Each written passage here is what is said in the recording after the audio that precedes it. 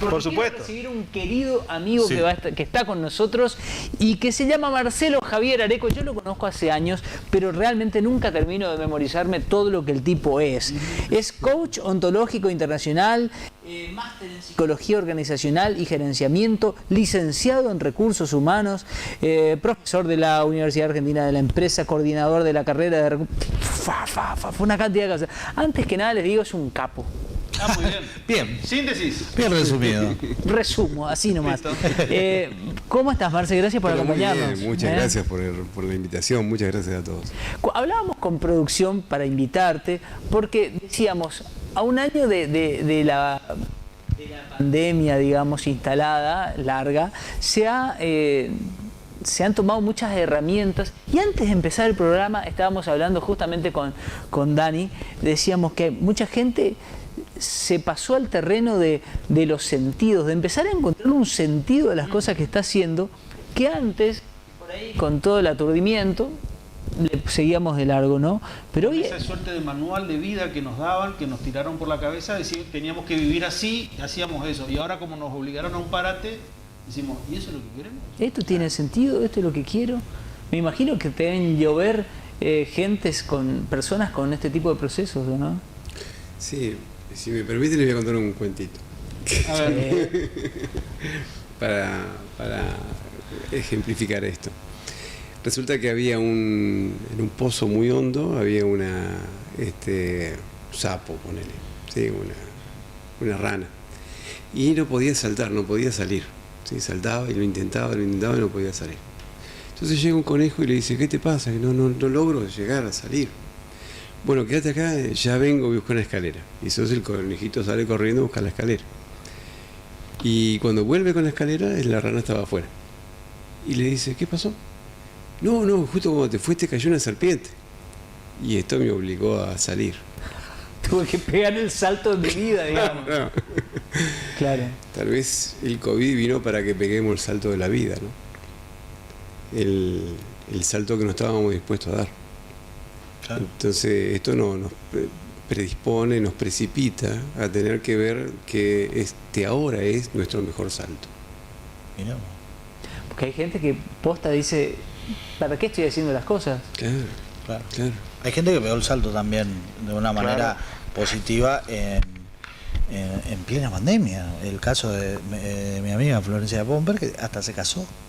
Claro, hay mucha gente que resignificó todo esto y le permitió irse para adentro. O sea, al principio cuando lo escuchaba al Chani, ¿no? Y había que quedarse dentro del país, había que quedarse dentro de la provincia, había que quedarse dentro de la casa, había que quedarse dentro de uno. Adentro del país hay lugar, adentro de la casa hay lugar, adentro de la provincia hay lugar, pero adentro de uno hay lugar. Y cuando va para adentro, te das cuenta de que esa fase cero. Pero no, cuando te vas adentro tuyo, por eso, claro, no se sabe si hay lugar. Porque por ahí adentro está todo oscuro, hay ruidos que te dan miedo. Entonces irse para adentro no es fácil, ¿sí? Irse para adentro de verdad. No es para cualquiera. No es para cualquiera. Irse hacia la soledad no es para cualquiera. Me imagino en ese planteo que haces, ¿no? De que al final, como un depósito, como quien llena un depósito, al depósito vamos metiendo las cosas que no le encontramos lugar en la casa. Entonces va todo al depósito, pero hay un momento, imaginemos que tenemos que entrar a ese depósito, como vos decís, ¿y hay lugar? Hay lugar. ¿O está lleno de pavadas? Es un buen momento para hacer limpieza, para hacer lugar, para que haya lugar para vos adentro tuyo. Y esto se traslada luego a la aplicación, porque vos trabajás mucho a nivel organizacional, a nivel laboral. ¿Cuáles son las mayores demandas vinculadas a estas nuevas relaciones y a la virtualidad entrecruzando todo ahora? Todavía hay una gran acomodamiento, ¿no? O sea, todavía todo esto estamos como, bueno, ya va a pasar.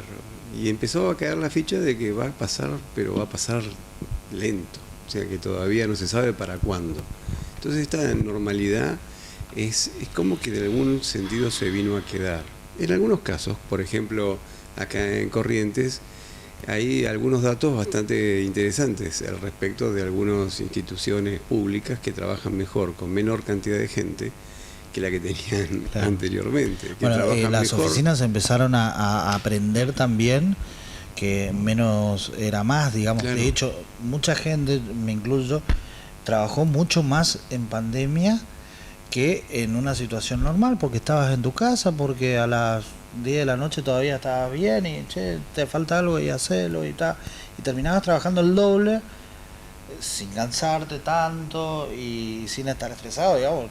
De última estabas en tu living. Pero a vos te pegó bien. Hay gente que dijo, no, llevarme el trabajo a la casa y no tener reloj y que me caiga para resolver un expediente a las 11 de la noche. También. Sí, o estar con los chicos. Y, o sea, uno agradece mucho haber estado con los chicos, pero los chicos también generan toda una situación de estrés, de que llega un punto en donde no sabes si no era mejor volver a la vida anterior, vivencial. Pero, ¿y los chicos agradecen haber estado tanto con los padres? Los padres agradecen haber estado con los chicos, porque si no se perdían una parte de esto. Sí. Los chicos no agradecen estar tanto con los padres. Claro, tampoco está. Claro. Que el chico está, pero parece que no está todo el día con el conectados. Claro. ¿Cómo viste ese proceso de todo el año que pasó, digamos, yendo al plano educativo, y vos como educador, si bien estás en el ámbito de las universidades, ese parate de la presencialidad a nivel universitario afecta del mismo modo que al nivel secundario, al nivel primario?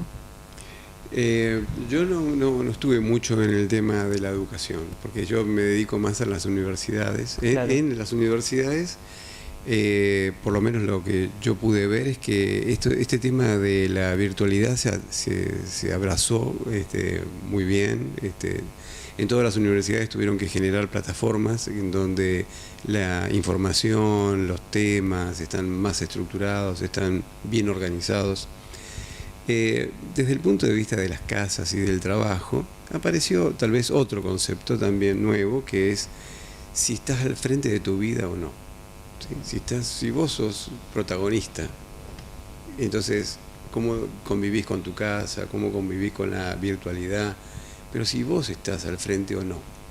¿Sí? ¿Qué es lo que vos querés? ¿Qué es lo que vos querés? O sea, ¿o qué es lo que vos creés que te mereces? También. Empezó el concepto del sentido de propósito. Claro. Antes éramos medio autómatas, ¿sí? Personas que el otro día hablábamos de los hábitos, ¿sí? Cuando algo se hace habitual, por más que sea bueno, se termina siendo habitual. Y si es habitual es como una misma rutina, ¿sí? Esto vino a romper esa rutina, a poner otra. Pero en el medio dijimos, ¿yo qué quiero? ¿Y qué pasa conmigo? ¿Y quién está al frente de mi vida? Y la película que estoy armando, ¿está buena para vivirla, para mirarla? ¿Es la que quiero o la que me merezco? ¿O es una película aburrida? Claro. ¿Es la que quiero y me merezco y trabajo para ella? Yo les puedo contar algunas cosas. Nosotros somos muy amigos. Lo quiero mucho a Marce, ¿no? Y Marce tiene esta mirada a instancia de su formación académica, su experiencia de años, pero una de las cosas más divertidas que tiene Marcelo, o más estimulantes, es que lo que él te tira como sugerencia, lo prueba en su vida. Y después de un año entero de pandemia en Buenos Aires, vos te hiciste ese planteamiento. Claro. Estuve un año solo viviendo en un departamento en Buenos Aires, muy lindo el departamento, bárbaro, y dije, me voy a Corrientes.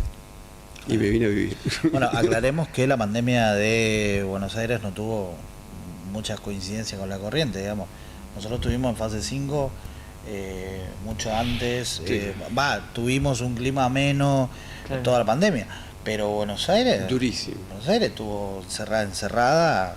¿Vos estuviste un año en eso, con ese discurso de, bueno, esto ya va a pasar, que no pasó, y pasó un año entero? Y en este momento de tu vida, como vos decís, con todos los cuadros colgados de todos los diplomas, empezaste a descolgar los diplomas y a meterlos en una caja y decir, vamos a lo nuevo. Vamos a lo nuevo. Me sirvió para escribir el libro. Claro. Cuando le digo a la gente, es mi 5.º libro, le digo, bueno, te presento mi último libro, y la gente dice, te tomo la palabra, que sea el último. Yo te digo una cosa, Marce, lo que está bueno escucharte, porque la gente dice, qué fácil que es que un tipo venga y te tira la receta, ¿no es cierto? Pero con la experiencia de tirarte a la pileta probada es que estás hablando, y en esta expectativa de decir qué sentido le estás buscando vos a tu vida, vos estás haciendo lo propio. Claro, claro. Acá pueden pasar dos cosas. Uno dice, bueno, fracasó y entonces se mandó a mudar. O está buscando un proyecto de vida que tenga que ver con la calidad de vida. ¿Y cuál es la diferencia entre que te miren como alguien que fracasa o como alguien que le encuentra sentido? ¿Quién es en realidad el que tiene que tener la última palabra ahí? Depende de quién estás corriendo. Si estás corriendo de tu pasado o si estás corriendo hacia tu futuro. Digamos, desde ese punto de vista no importa la opinión del otro. La opinión es de vos hacia dónde estás corriendo. ¿Sí? Si estás escapándote de tu pasado. Qué buena pregunta esa.